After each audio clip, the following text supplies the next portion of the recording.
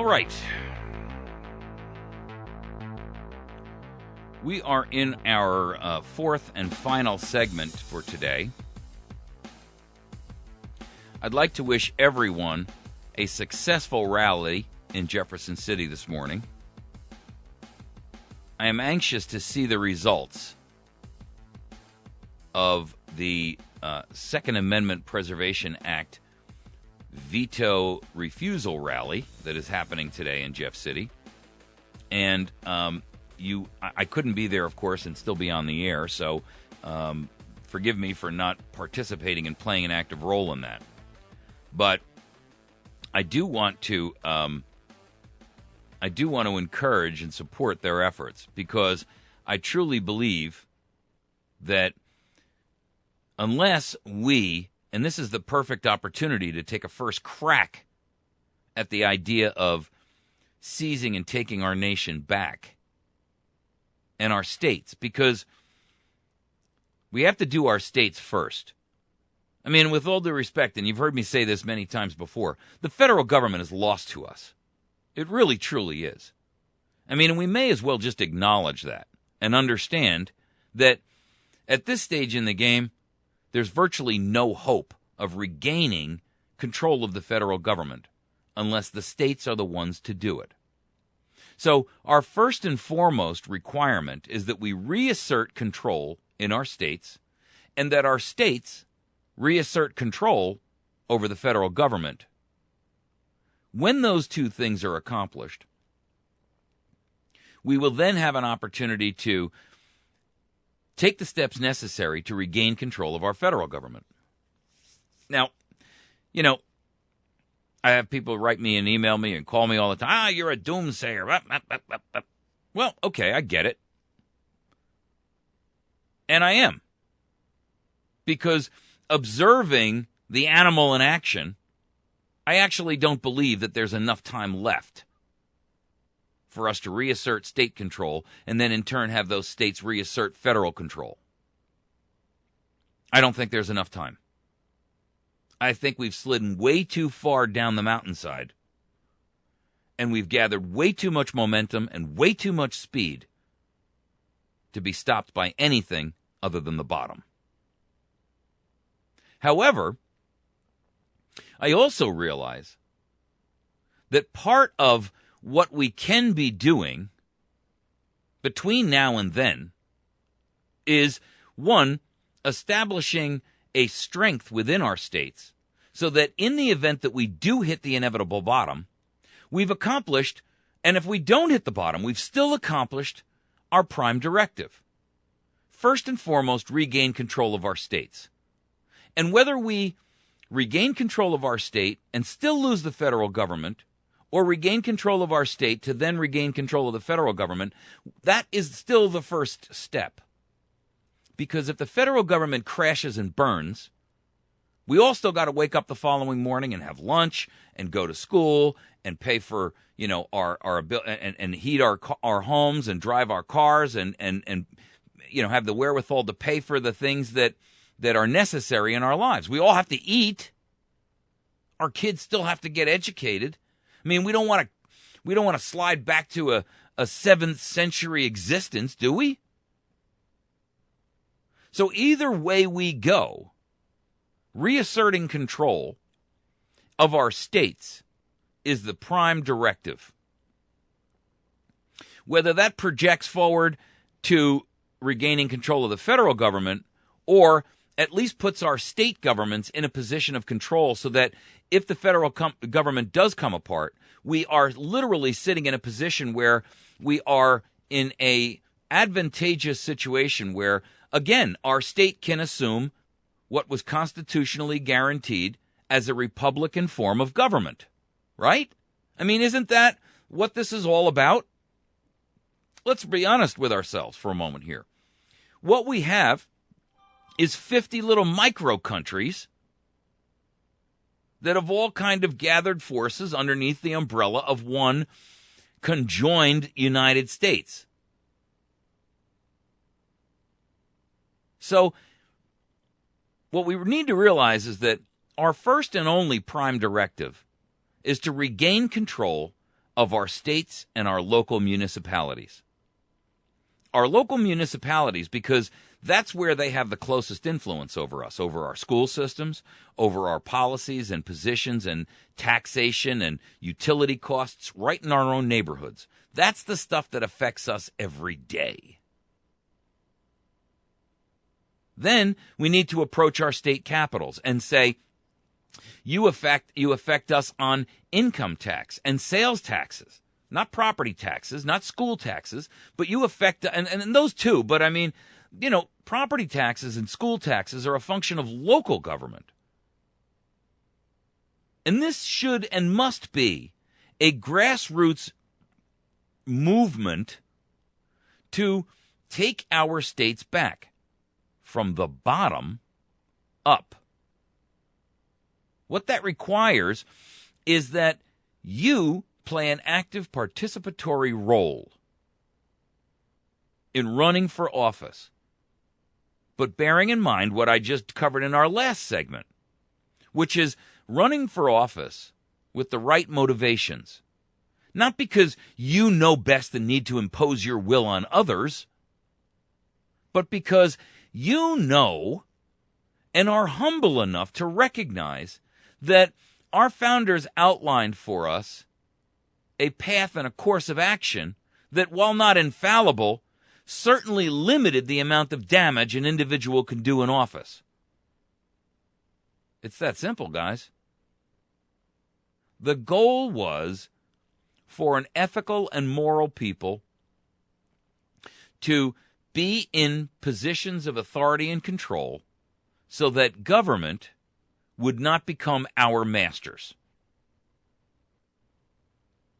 But if you approach it from the perspective that I know best and I'm going to impose my will on those because they're just too stupid to do it for themselves, then you may as well join the ranks of the elitists that we have in office today.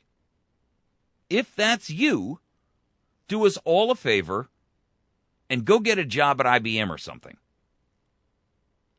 But don't run for office, please. We don't want your superior, self-serving judgment over us. What we want is your humble and ethical understanding of our plights and our circumstances and our situations. And we want you to begin first and foremost by not passing new law. Let's have politicians in place who start by repealing the burdens that we already live under that are killing us. You wouldn't ask an 80-year-old grandmother to walk around and carry a 100-pound knapsack on her back. And yet that is effectively what our legislatures, both state and federal, have burdened us with every single day. That's tough enough for a 20-year-old man in great condition. But for the average American, it's too much to bear. So you start by running for office and repealing all of the myriad of extra constitutional abusive stuff that's already out there. There's mountains of it. You could get into office and start repealing today and run for a full term and not even put a dent in it. And I don't care whether that's at your local community level, whether that's at your city level, your school board level, whether that's at your county level, your state level, or your federal level. It's all intrinsic. The truth is, our founders gave us the ground plan for this. And we've completely tossed the rule book that they've given us out the window and said, we're just going to wing it.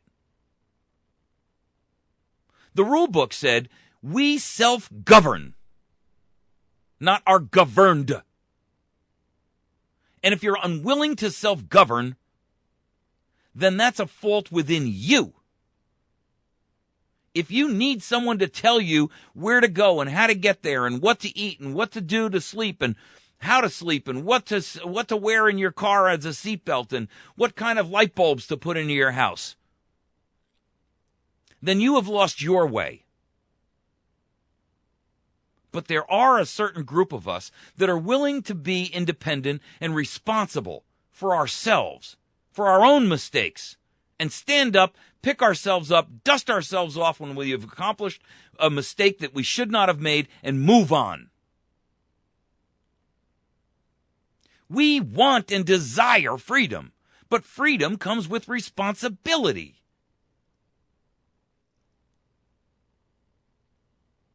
If you don't want responsibility, you don't want freedom. You don't want liberty. I can tell you how you can have that utopia that you so seek.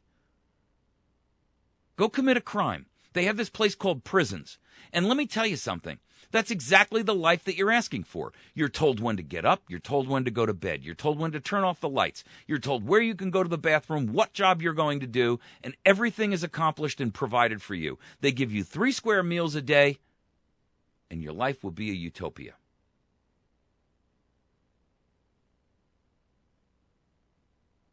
If that's what you expect, if that's what you desire in your life,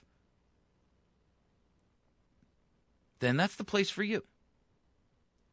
If you choose, on the other hand, to be responsible for yourself, if you choose to make decisions that ultimately fall back on your shoulders, and if you are willing to be responsible for your own successes and your own failures, and stop relying upon a level of dependency for everything that's in your life, then you will seek to achieve that which very few in this world are willing to grab, willing to grasp at, willing to grab a hold of and live by.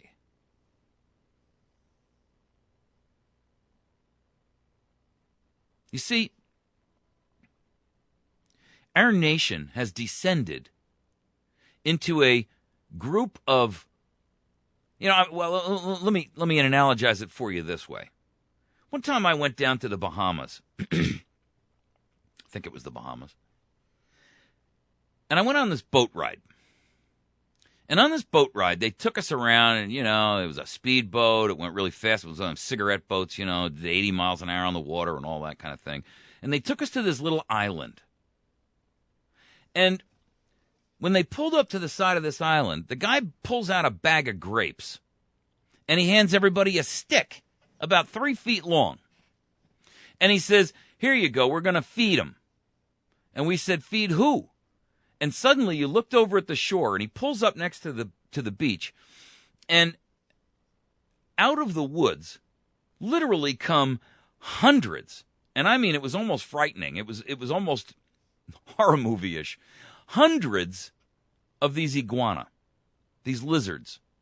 And some of them were as little as short as a pencil, and some of them were 6, 8, 10 feet long with tail and all. I mean, some of them were actually quite massive. I mean, frightening almost. You'd think in fact, the guy said, "Don't get out of the boat," because they might mistake your toe for a grape.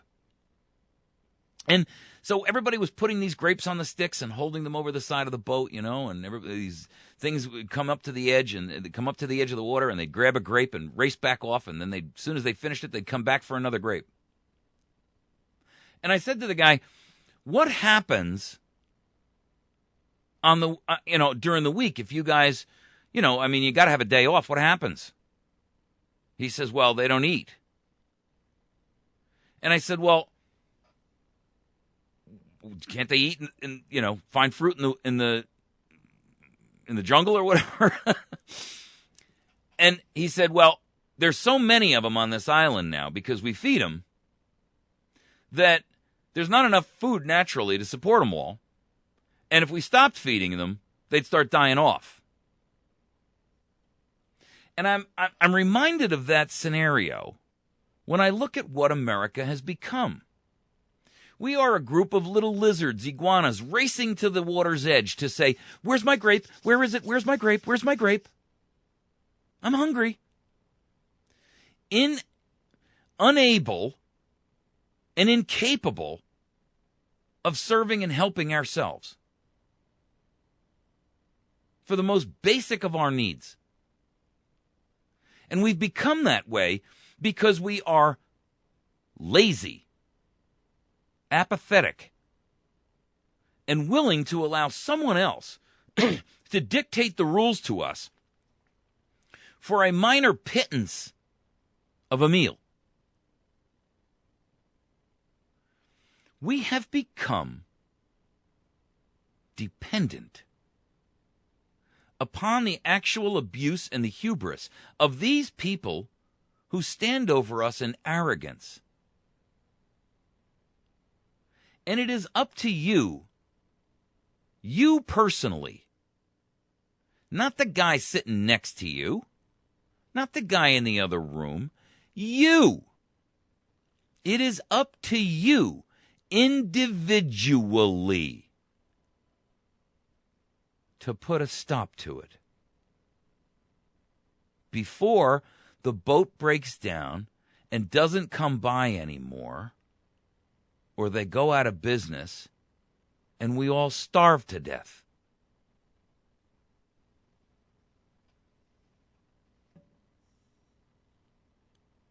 You know, part of that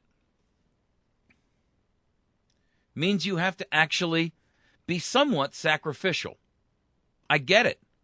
Nobody wants to run for office because, one, it costs money. Two, it takes a lot of your time and effort. But I know a lot of our listeners out there because I've seen you, I've spoken to you, I've met you.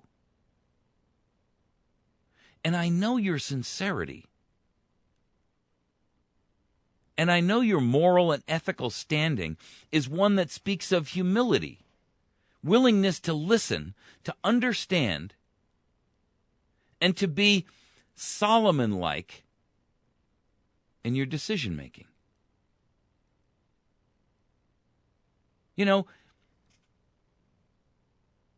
we should have a Hippocratic oath for politicians that says, first, do no harm. I mean, really? Where is that?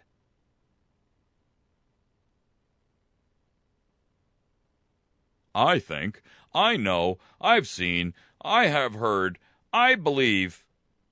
I.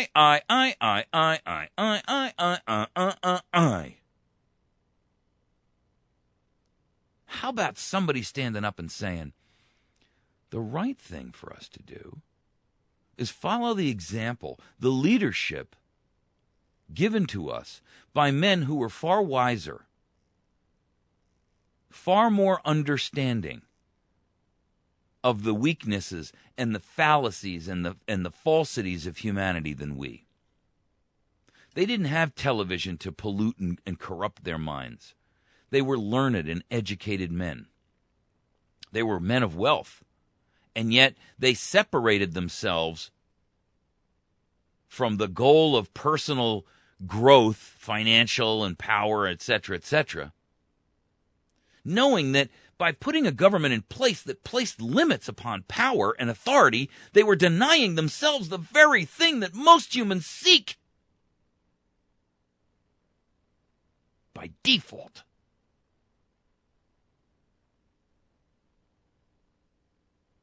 You are one of them. You have the capacity, the wherewithal, the knowledge, the wisdom, the humility to step up, do your part. Remind yourself daily that I am not to be swayed. I am not to be separated. I am not to be compromised from my foundational principles. That today I will not violate that trust that's been engendered to me, that has been given to me and entrusted to me by those who expect me to do the right thing.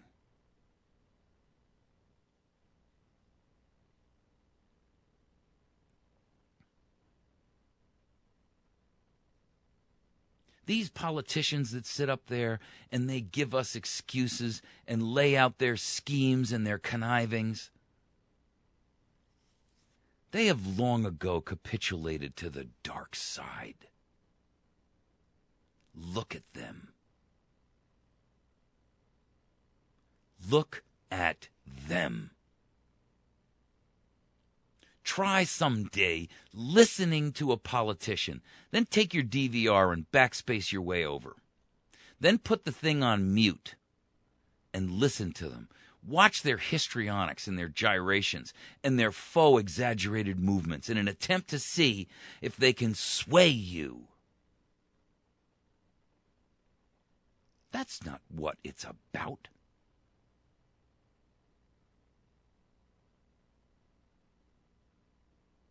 Commit to yourself and those around you that you will do this for a short term and go back home. And alert others around you publicly to that stance so that they can and will hold you accountable. And they will say to you, Bob, Sally, Cindy, Steve, when you ran for this office, you promised us that you would do this for one term. And now you're asking me to re-elect you. I'm going to hold you accountable as you requested then, because then I knew you were uncompromised. Where is that stance? Where is that positioning? Where is that politician, I ask?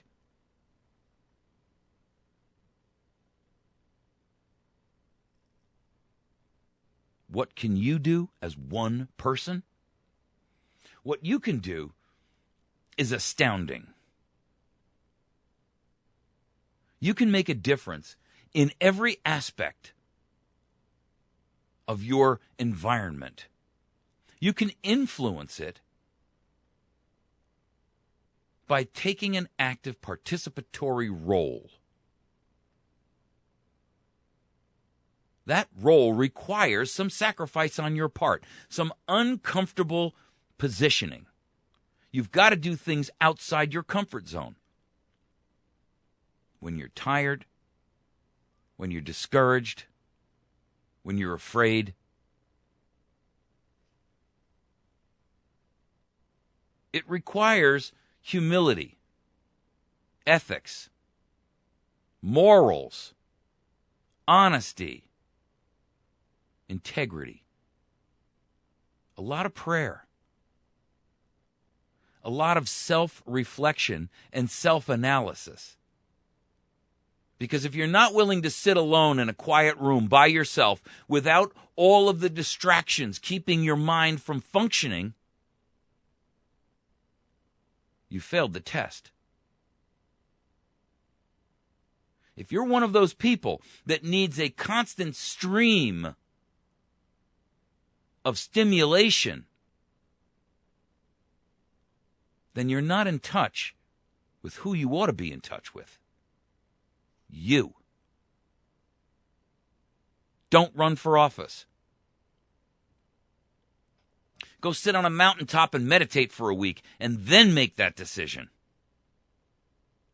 The truth is, if you need constant affirmation and information to make you feel as if you are somebody, or that your ideas and opinions have merit, if you cannot clearly define where you obtained those ideas and opinions, if you cannot give empirical proof for their positioning, then you're not the right person for office.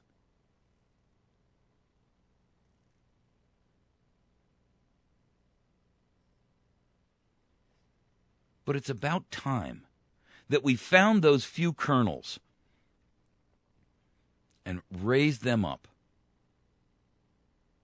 It's about time that you found the courage of your own convictions within yourself to do that which you know to be right.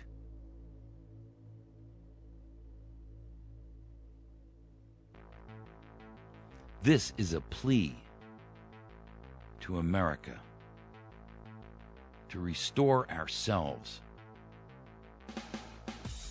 and preserve what we know and trust and love and desire and seek for all of those who come after us. God bless you. You're listening to America's Voice Now. My name is Michael Evans. I am your host today. You can find us on the web at americasvoicenow.org. Please visit with us. You can find us on Facebook at facebook.com/America's Voice Now. And you can find this and every other program that we put up on YouTube at our YouTube channel, youtube.com/America's Voice Now. We'll see you tomorrow morning bright and early. Have a great day.